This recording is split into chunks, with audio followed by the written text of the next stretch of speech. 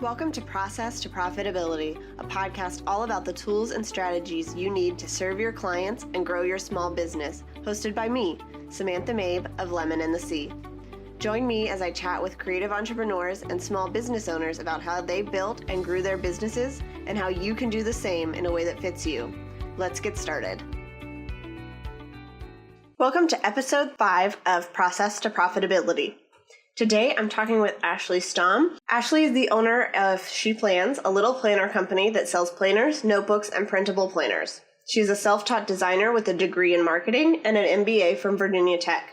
Her products are created with simplicity in mind, both in design and functionality, to allow you to create the space to let life happen, because life doesn't happen on the page. As the daughter of a Navy man, Ashley lived in 6 homes as a child and is on her 6th home since getting married in 2004. She currently lives just north of Houston, Texas, along with her husband and 4 young girls. Today, Ashley and I chatted all about using customer feedback in product design. But this episode is so relevant to people in the service-based industry as well. Ashley and I actually met in person at a VIP intensive back in February of 2017, so I was so excited to bring her on the show to talk about how she grew her company and how she uses customer feedback to help her design better products while still maintaining the vision she has for her business. I hope you enjoy this episode. Hi, Ashley. Thanks for joining us today. Thank you for having me. I'm really excited to talk about your product design and how you work with your customers to sort of make them better, but still balance your personality in what you're designing.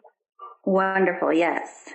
Okay, why don't you tell us a little bit about who you are, where you're from, and how you got started in your business? Okay, sure. Let's see. I am a mother of 4 young girls. I have a 12, a 10-year-old girls and 2 twins who are 5 years old. I am currently living in Texas. We moved here probably about 3 years ago. We move a lot. My husband works for the railroad, and we move a lot. So this is kind of where we've planted ourselves for a little bit. I have a business background. I have a degree in marketing and my MBA, which is where I met my husband in our MBA program. And now I've somehow find myself as a designer of planners, which is definitely not my background, but has always been a hobby of mine. I've designed my own planners starting in college, and when I was in the workforce, I created my own for myself and for coworkers. So when I had my twins in 2011, we decided that I'd stay home because for little girls, it's time to stay home with them. And probably about a year and a half after they were born, I was getting into the groove of being at home and having twins at home with me. And I just needed something for myself. And so I decided to take my hobby, my love of making planners, and start that as, just a little side hobby business for myself. I've always been one that has big business ideas my entire life, and I would get very excited about them and never really took the leap of doing it. And so I got tired of hearing myself get excited and not doing it. And so I decided to just jump in and do it. And I started selling printables on Etsy is where we started. Okay, and now you sell printables and physical planners. Yes. I've always kept my printables. The printables were great introduction. It's there's no investment involved, and it's just your time. And it also helped me start my physical line of bound planners, because I was able to then use that money to buy inventory. So it was a great introduction into business and to start to build that capital. And how did you sort of take things from Etsy and move into, you have your own website now and you sell physical planners. So how did you make that transition? It took me a little while to make that transition. I have always really enjoyed being on Etsy and serving the Etsy customer. But I was ready to kind of have my own business. I think when you start out on Etsy, you really do feel like a member of Etsy instead of having your own brand. And so I was ready to be known as a brand. And so I started out just having a website that then fed into Etsy. And having your own website really allows you to dive deep into your products, really showcase them in a different way than you can on Etsy, and just show them in a lifestyle, how customers would use them. And so that's really what drew me to creating my own website. Awesome. So I know you have gone through some changes with your designs lately, going back and forth with sizes and what to include. So how do you use the customer feedback you get from your plan designs to change and improve your products? I really love customer feedback. I think when I was starting out designing planners, I felt that I needed to know everything, that I needed to put myself out there as the expert who knows how to create the system and, really, really put yourself out there as that expert. And as somebody who runs their own business, and I'm a one-woman shop, that can be a little bit lonely, putting yourself out there like that. And so at some point I was sitting in my office and I was looking at cover designs and different layouts, and I was thinking, I really wish I had a board of directors. I wish I could bring everybody into a big round table in a conference room and present my vision and get feedback and votes, on the direction. And so I kind of decided to do that. And I put a bunch of different designs out on social media, and I was surprised by the amount of response that I got from that. My customers love to choose the patterns for the covers, to give me feedback on what they love and what they don't love about the layouts. And once I made that shift and I started really leaning into the idea of this company being led by me, but being made up of all of my customers. Once I really leaned into that, it's helped me not feel so lonely as the leader of the company, and it's taken the weight off of big decisions. And my customers really feel that their voice is heard and that they are helping to make the best planner that we can make together. Awesome. So how do you balance sort of what your customers are saying and maybe requests that you're getting with your own vision for your business and what these planners are going to be? Well, so I kind of look at customer feedback. It depends on the method that I'm receiving it. I think of customer feedback coming in to my business in 4 different ways. You get customer reviews on Etsy, on your website. They're prompted to review you, and that's really passive feedback. Not everybody who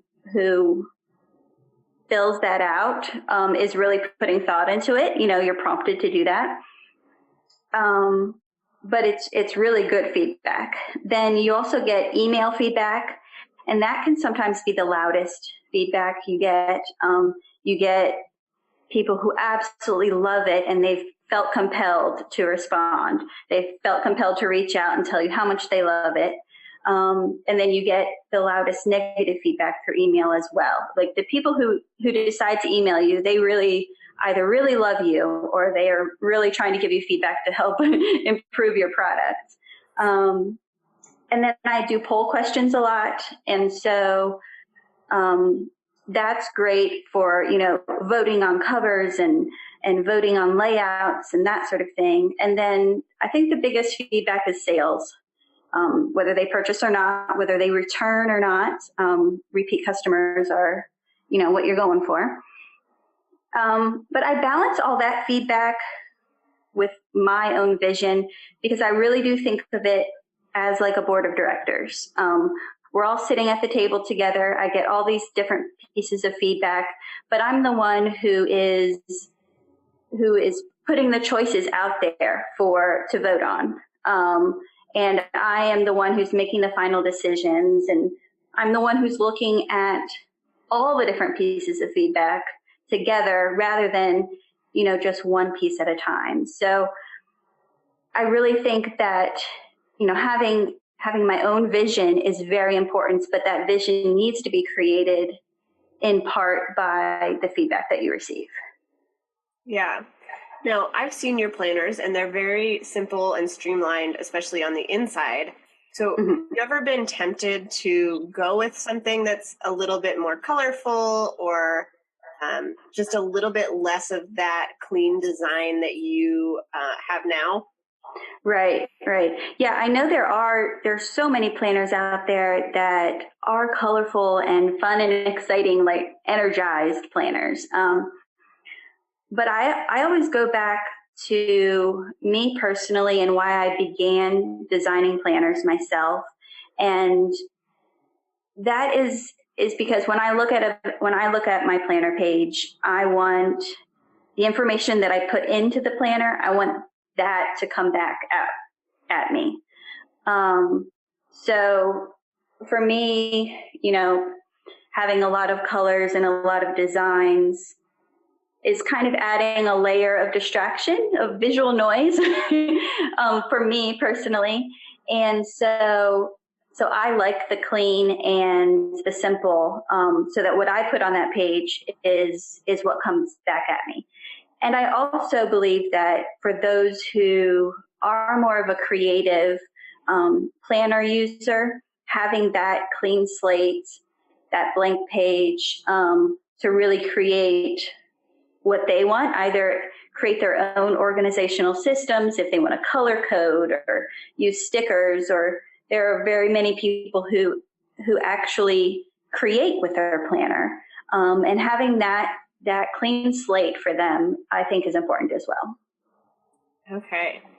So have you found that most of your clients are repeat clients, or do you get a lot of people that will try it out for a year or 6 months and then maybe try something different? I have actually been surprised how many are repeat customers. I think because I really did start out my business as something for myself, and this is what I've designed, and I'd gotten feedback from people who I've known, friends and coworkers, but I was really just putting it out there because I created something and I put it out there saying, I hope you like it, kind of thing. And so when customers started coming back, it really actually kind of surprised me in a great way. But yeah, I do see that most of my customers are repeat customers, and that really helps in the feedback loop as well, in being able to create for them. Yeah, I think that would make it really easy, and it's a whole lot easier to get someone to buy from you who's already purchased than to bring in new customers and try to advertise for people who haven't heard of you yet. Yes, and it's really it feels like a club to me. Like you try to get new members to your club, and then once they're a member of your club, you want to serve them as best you can. They're a member of your club. You have that connection, that bond. And so somebody who this is their third planner and they give me feedback, I really, value that feedback because they actually care about the business. Yeah. So now I know that you had a lot of choices for planners in the 2016 season, and this year you sort of reduced that. So I'd love to know how that's affected your business and why you decided to go with fewer choices. Mm-hmm. I decided to go with fewer choices this year because I changed my manufacturer this year. I was looking, I'm kind of always looking for the next best thing.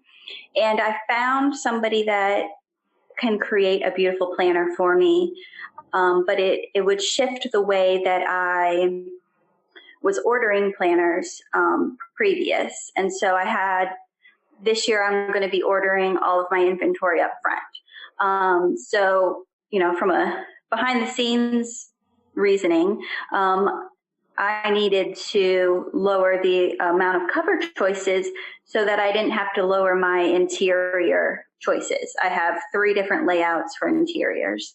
And those I did not want to touch because, I have customers who love their interior. Their layout is why they come. So I decided to go from 4 to 2 cover choices so that I didn't have to do that. And I really haven't seen that much difference in sales. I think that, especially for repeat customers, when they are connected to a planner, they are connected to the functionality of it and how it works for them in the way that they plan their lives. The design of the cover is eye-catching and is what kind of draws people in. But once you've started using a planner, you kind of get attached to, the way that it's laid out. So my repeat sales have definitely not been affected. And I really think that at some point, too many choices is too many choices. And people can get, paralyzed by that, or really they're making a choice just to make a choice. And whether or not you had 2 or 4 or 10 choices, they would have chosen the same, cover anyways. And so luckily I really haven't seen much of a difference in sales, but it has affected behind the scenes a lot, which is really great. Cool. And I know that you had mentioned that you have 3 interiors in your physical planners that you're going to mail out to people. Yeah. So does that mean that if you want to offer something new or try out a different design, is that in your Etsy shop? Yes. And that is my printable planners, which is our line is called the Print and Plan line. And that's where I try out new layouts. You can get layouts in there that you can't find in the physical versions. And so I really love the Print and Plan line because people can really build their own planner there. If they feel like they want a little more hands-on experience and they really want to make it their own, they can go to the Print and Plan line and build their own planner there. And then I am able to take sales numbers and feedback and requests from there and feed that into my physical line. Cool. So I know I didn't send you questions about this, but I'd love to talk about how you work with your designer so that she can sort of take your ideas and put them on paper, but you're still in charge of the overall design and what everything comes out to be. Yeah. Well, thus far, let's see, I have designed all of my interior pages. So I create those. This last season is the first time that I reached out to anybody to help me design my cover designs. And I've enjoyed that partnership because, because it really is, it just brings another person to the table, I find. And because I don't have a design background, as far as, well, I don't have a design background, but especially as far as the technical, making my vision happen, having somebody at the table that can talk design with me and can make that happen has really helped my creativity, because I'm not bound by what I can physically put on that piece of paper, what I can make happen. Yeah. And it still ends up being yours because of the way you're working with other people. It's not like you have to hand everything over and just get what you get. You're really involved in that process. Exactly. And I drive that process. I get feedback where I need feedback, and but in the end, it's my decision as to what goes and what doesn't. Okay. And this year you're also doing a collaboration for one of your cover designs. So you talk a little bit about how that worked? Yes. One of our cover designs is called the White Sails, and it's a beautiful, soft watercolor design. Earlier this year, I was a member of the VIP Intensive with Raina Pomeroy. And being at a face-to-face event really means a lot for your business. Talking to other creatives and getting that one-on-one relationship and conversations means a lot. And one way that has actually really impacted my business is that I got to meet Hannah Lowe Corman there. And she is the artist who created the cover. And through our conversation, she came up to me at some point during the workshop and pitched me the idea of collaborating and using her art on in some way in my planners. And I thought it through that evening, and I absolutely loved the idea. So we talked it through. She sent me some samples of her work and different ways in which she expresses herself, and we found the best one, and that kind of married our two missions and our two visions, and went with that one. And it's actually been the hit of the season. And so I'm very, very grateful for meeting her, for her stepping up and, coming over and chatting. And I think it's been working out wonderfully. Yeah. And I was actually there, so I got to see you guys talk about it. And exactly. I think it was a great reminder that it never hurts to ask somebody or to pitch yourself, because the worst somebody can say is no. And what can come out of that can be something really amazing. Yes. And really thinking outside the box. I mean, she's, she makes physical art that you hang on your wall, and for her to see me over there as a planner designer and to really put those two things together and think outside the box like that, it really gets your work out there in new ways that you might not be thinking of. Yeah. Yeah. So I know you are one of many, many planner designers out there. And to me, it seems like it's exploded how many planners are offered now. When I was in college, there was like one type and everybody used it. But how does that affect your business? Do you feel like you have to compete? Do you feel like your dream clients are not going to go to somebody else? Yes, I have noticed the same thing, of course. When I kind of first started offering planners, I didn't even really know there was a planner industry out there outside of what you found at Office Max or Staples. Those were the planners that I went to. And so those are the planners that kind of inspired me to create my own planners, because I wanted something a little more creative and a little more streamlined for what I needed. Um, so in entering the industry, I didn't really know what was out there. I do feel though that each planner fits a different person. I think, just like if you look at fashion, there are, thousands of shirts out there, thousands of pairs of shoes. And the way you plan, the way that you structure your day, you're going to find a planner that fits that. I really don't feel like there is the best planner out there. There's the best planner for the way that you think, for the way that you structure your day. And so because of that, I enjoy having so many people in the industry. I think it creates a conversation around planners that wouldn't be there if there was just a handful of people.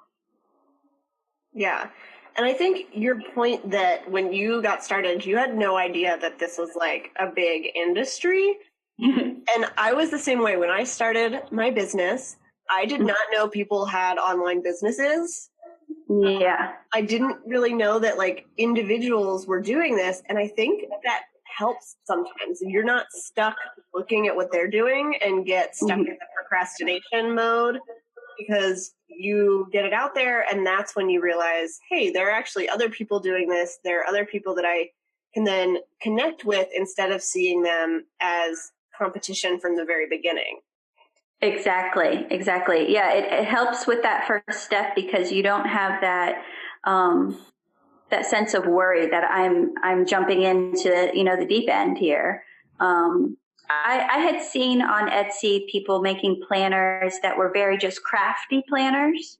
And so I knew I could bring something that was different there, but I had no idea that there was, off of Etsy, that there were, huge companies that have started out of their homes and have really made livelihoods around it. I didn't know anything about that. Yeah.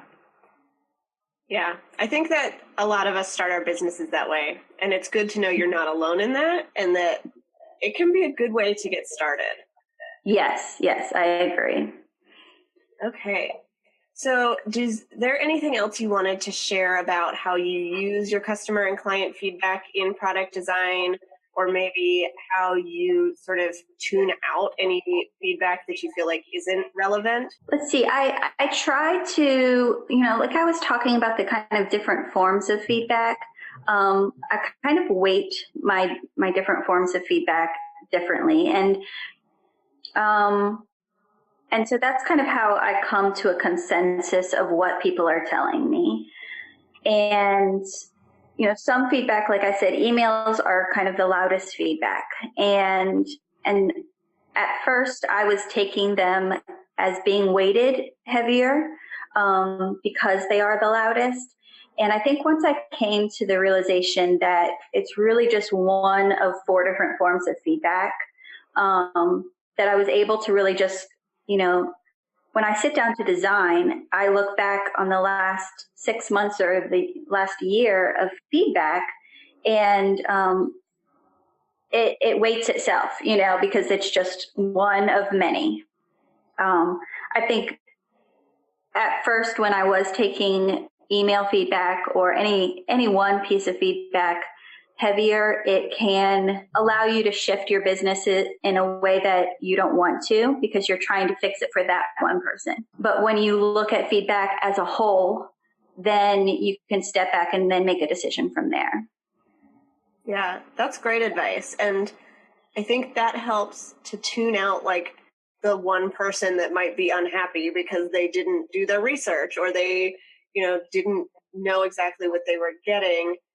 In any sort of business, if you're looking at everything overall and most of it's positive, or most of it's saying, we might like this change, then you can kind of push the other stuff to the side and say, well, maybe this was just a fluke. Maybe this is one person and it's not everyone out there thinks that I am terrible. Right, exactly. Especially with planners, people are used to having X feature in this planner. And if your planner doesn't have that feature, um, then they don't understand why. And so to know that, if they need X feature, there are all these other planners out there that can serve them.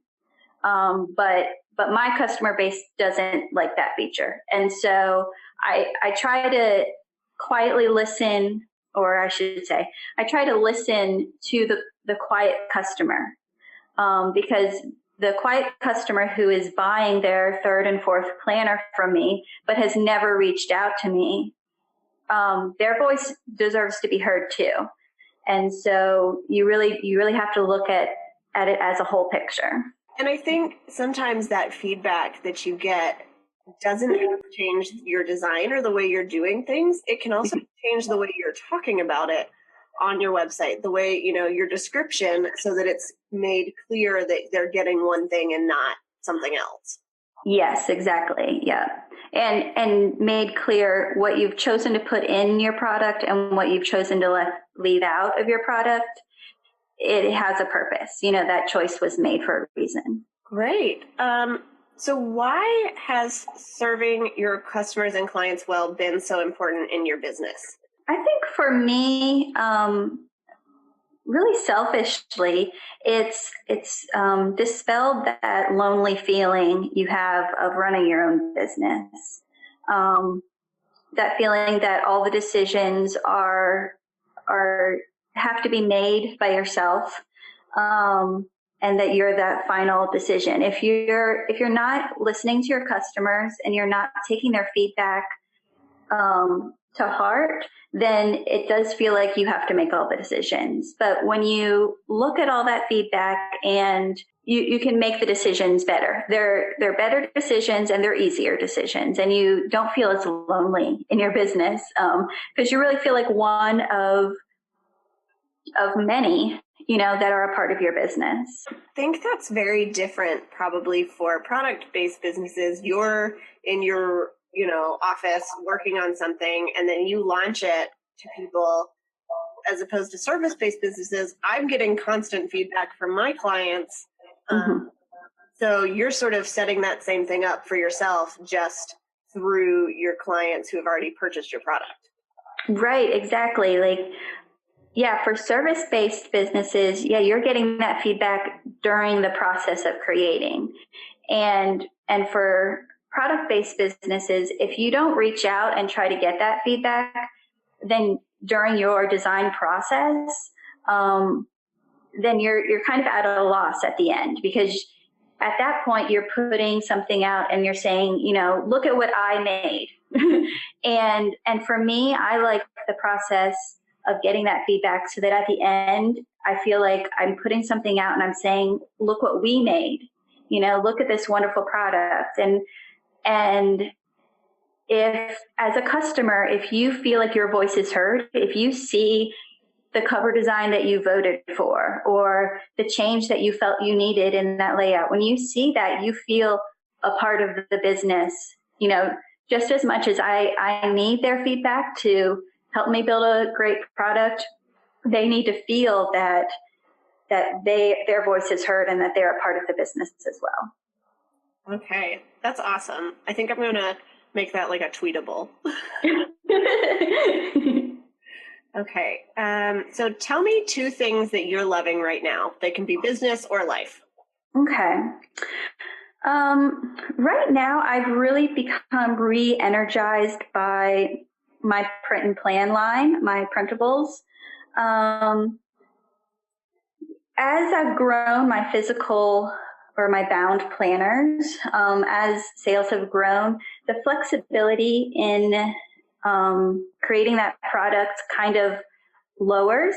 As you're selling more of them, you can make small changes, but you want to have a consistent product that people can come back to year after year. And so the flexibility has, I think, lowers as your sales go up. And so I've really become re-energized by creating printables, because in that space I can just design for myself and I can put it out there and I can see what people think and really help people who want to have that hands-on experience really create their own planner. I can get direct feedback from that one loud person and I can create something for them. And if one person wants it, I'm sure other people do as well.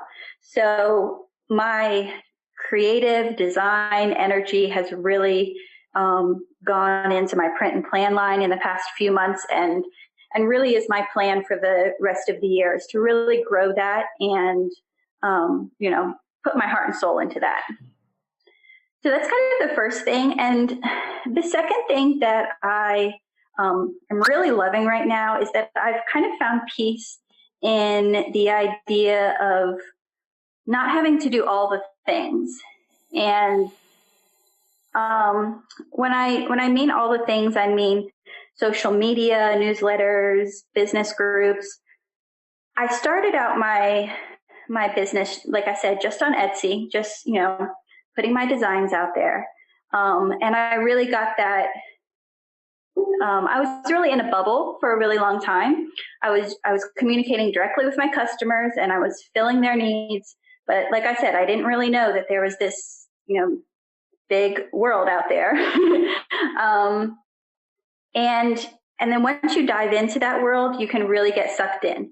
You feel like you have to do all the things. You have to, post to Instagram. You have to send out newsletters. You have to blog. You have to be in all the business groups. And it can pull you away from the core of your business. And so just recently in the past few months, I've kind of recentered myself and reconnected with the idea of just that one-on-one customer. I'm still doing a lot of the things as far as putting myself out there, but I feel like I needed this readjustment to really get out of my head, as far as you get the guilt of I'm not doing all the things and what should I be doing next and what's the newest and best thing. And I think having this time to recenter is really been helpful. That's awesome. And I think we all need that as business owners. We need to realize we don't need to do all the things. We don't have to do all the things. And it's okay to just focus on doing what your business needs you to do. And then taking the time that's left to focus on your family or your friends because a lot of us, that's the whole reason we started our businesses to begin with. Yes, exactly. And I think when you don't know all the things that you can be doing, you're in this, blissful state of what I'm doing is all I can be doing. And when that works and your customers love that and you're growing your business in that place, you don't need to add all these different layers. Yeah. Okay. So what are you excited for coming up in the future? What are you working on? Right now, well, every year, actually, my most exciting time is September, when we launch our fall collection, which is actually 2018 planners. I absolutely love our fall launch in September because it's my biggest audience and they are the most excited. And it's really, it's really a party in September. So I look forward to that every year. And it's kind of, what I'm working for every year is September launch. And so we're going to be launching some new designs in September, and also really kind of relaunching the print and plan line in September and in October. And so that's the first time I've really thought of launching my print and plan line. I kind of add things here and there. And so to really put it out there as it's a standalone product, I'm very excited about that. Cool. Yeah. All right. So if people want to follow you online or check out your products, where can they find you? They can find me on my website, which is sheplans.com. In the Etsy shop is sheplans.etsy.com. And my most engaged community is Instagram, and that's at she_plans. That's where I get most of my feedback, where people, help to kind of tweak and improve all of our products. All right. That sounds awesome. And I will include links to all of that in the show notes so people can find you and check out all of the designs that you're offering. Wonderful. All right. Thank you so much for joining us today. And thank you for having me. Thanks for listening to Process to Profitability. Please take a minute to leave an honest review in iTunes so that I can help more small business owners and creative entrepreneurs find the show.